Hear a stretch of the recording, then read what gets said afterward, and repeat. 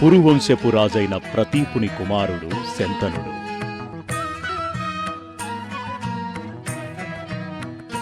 మహాబలశాలి,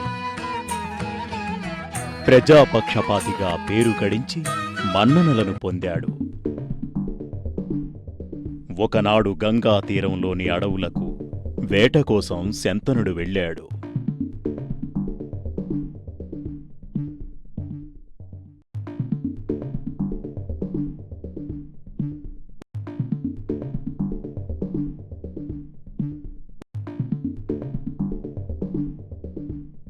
వేటాడి అలసి ఒక వృక్షఛాయన విశ్రమించియుండగా గంగానదీ తీరాన విహరిస్తున్న అపురూప లావణ్య రాశి, దివ్యసుందర రూపం కలిగిన ఒక లతాంగిని చూశాడు.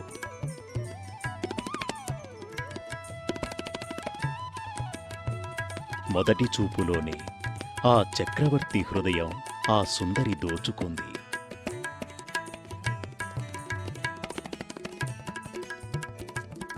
విచారించగా ఆమె గంగయ్యని తెలిసింది.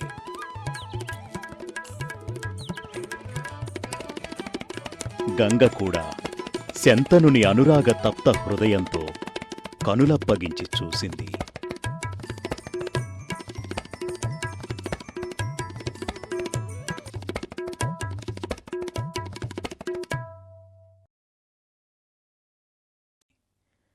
శంతనుడు ఆమెని వివాహం చేసుకుంటానని అడిగాడు. కారణజన్మురాలైన గంగ వివాహానికి అభ్యంతరం చెప్పలేదు, కాని ఒక షరతు విధించింది. తన మాటకి గాని చేతలకి గాని ఎదురు చెప్పిన మరుక్షణం శంతనుని విడిచి వెళ్ళిపోతానని. శంతనుడు ఆమె షరతుకు అంగీకరించాడు. శంతనుడు గంగను వివాహం చేసుకుని ధర్మపథాన పరిపాలన సాగిస్తున్నాడు. కొంతకాలానికి గంగకి బిడ్డ కలిగింది. తనకు కలిగిన సంతానాన్ని వెంటనే గంగపాలు చేసింది గంగ.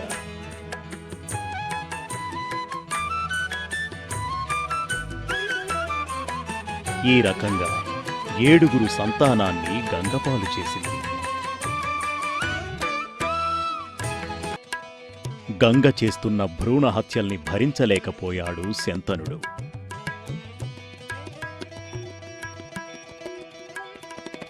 ఆమె తన 8వ సంతానాన్ని కూడా గంగపాలు చేయబోగా శంతనుడు అడ్డు చెప్పాడు. అంతే, అన్నమాట ప్రకారం తన 8వ కుమారుడైన దేవవ్రతుని పెద్ద చేసి విద్యాబుద్ధులు చెప్పించి తండ్రి దగ్గరికి పంపుతానని శంతనుని విడిచి వెళ్ళిపోయింది గంగ.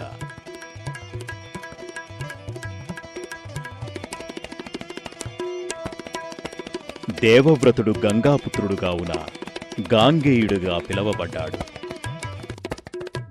ఓ పిల్లవాడు హాయిగా ఆడుతూ పాడుతూ గెంతుతూ వెళ్తున్నాడు. అదే అడవిలో ఒక తోడేలు చెట్ల మధ్య నుండి వస్తోంది. ఆనందంగా